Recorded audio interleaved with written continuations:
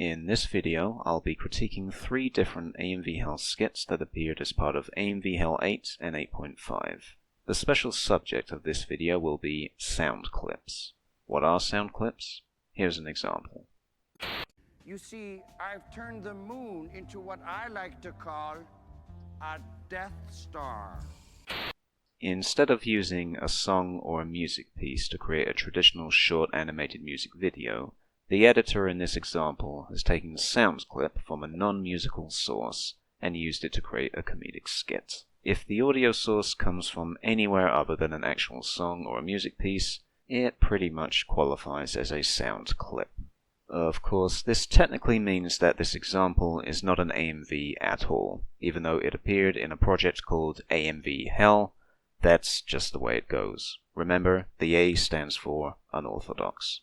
Take a look at the credit listings from any of the AMV Hell projects, and you will notice the words sound clip will appear very often. As a matter of fact, they are so popular among editors, between Hell 3 and Hell 7, there are roughly 285 instances of sound clips being used, and that's not even counting the mini-series. So, we all know what a sound clip skit is. Let's move on to the first review subject.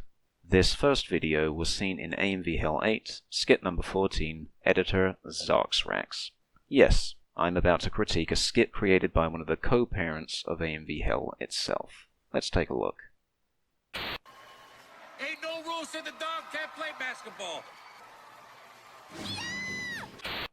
The video source is Kuroko's Basketball, and the audio source is Airbud. Before the two 8s were released, neither of these properties had ever been featured in an AMV Hell project. That means that this skit has a double fresh rating, making this what I like to call a mint. Technically speaking, this skit is fine. Just fine. We have a clear setup, a clear punchline, the lip syncing is solid, it lasts only 6 seconds, all totally fine. I do think the second half of silence at the beginning could have been trimmed, and I'm personally not a huge fan of the ending. I don't like it when characters loudly scream "No!" right at me, but those are only minor notes. The reason this skit is only fine, and not great, or even really all that good, is conceptual. Here's a question. Why is this skit funny? Is it because a character has misinterpreted the rules of basketball and assumes that dogs can participate in the game as equipment, leading to a dog being thrown like a basketball into a hoop? Or is it funny because we see a dog being thrown like a basketball into a hoop? By replacing the audio in this particular scene, the editor has changed the context of the gag, changed its setup. Unfortunately, the simple visual of a dog being comically thrown like a basketball is funny enough on its own that the context and audio, which is the only thing differentiating this skit from the actual original scene, has essentially become superfluous. The short version is that the video stands on its own too well, and the audio does not enhance the gag, at least not by enough. This is not a bad AMV Hell skit, it's just fine. The second sound clip entry you're about to see appeared in AMV Hell 8.5, skit number 116, editor Quill. Let's take a look. I'm kind of psychic. I have a fifth sense. What do you mean? It's like I have ESPN or something. The video source for this skit is Spy Family, and the audio source is Mean Girls. Once again, we have a mint. Please forgive me for going on a tangent here, but one of the many pleasures of AMV Hell is both its variety of content and its ability to introduce its audiences to new and unfamiliar properties. There's nothing wrong with making funny skits using Azumanga Daioh footage or Family Guy audio for the 700th time, as long as they actually are funny, that is. But it's always more interesting to see and hear something completely different and new instead. It's refreshing. Sometimes you just want a mint. Okay, let's get back to the subject. Technically speaking, this skit is flawless. The editing is perfect, the choice of shots work well, and the lip syncing is very convincing. We get a clear setup, funny punchline, The whole thing is over and done with in 8 seconds. I love it. Conceptually speaking, it's also flawless. Even if you have no knowledge of Spy Family, you can still enjoy this skit for the cute little ESPN gag. It may not be the greatest joke ever told, but it's harmless and pretty much universal. A general audience can easily appreciate it. On the other hand, if you have seen Spy Family, you'll know that Anya is telepathic and a little dim. Saying ESPN instead of ESP is exactly the kind of mistake one would expect her to make. It's very true to the character. The pairing of this audio with this video is an excellent fit. This is a good skit. However, there is one small issue that it suffers from, and it's an issue that plagues many SoundClip skits just like it.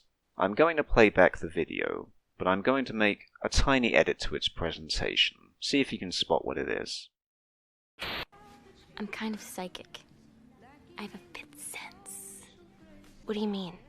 It's like I have ESPN or something. Ask yourself this question. Did removing the visuals make the joke worse? Did removing the visuals change your appreciation for the joke at all?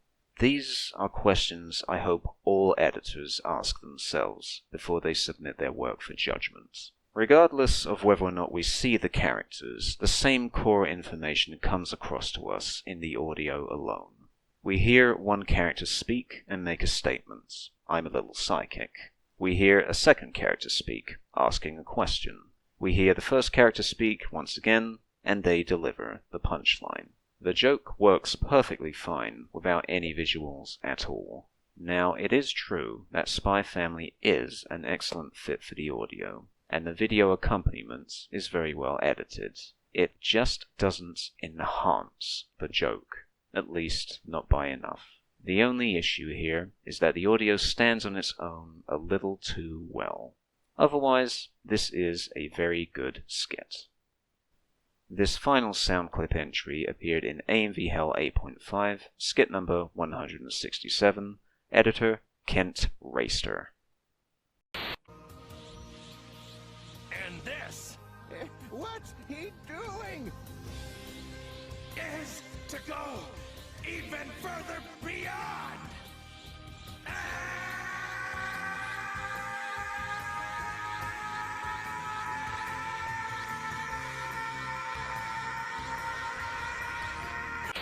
The video source is Overtake, which is completely fresh to AMV Hell. Sadly, we won't be getting free mints, however, because the audio source is Dragon Ball Z. Dragon Ball has been featured a lot in AMV Hell. It was the subject of its own mini-special, and between Hells 3 and Hells 7, it has appeared 56 times, not counting minis. The key word here is appeared. As a video source, Dragon Ball is popular, but as an audio source, not so much. That makes this particular skit something of a rarity. In terms of editing, this video is solid. The lip syncing on the second character's line is a little wonky, but passable. The dramatic acting they do for such an innocuous line is mildly amusing.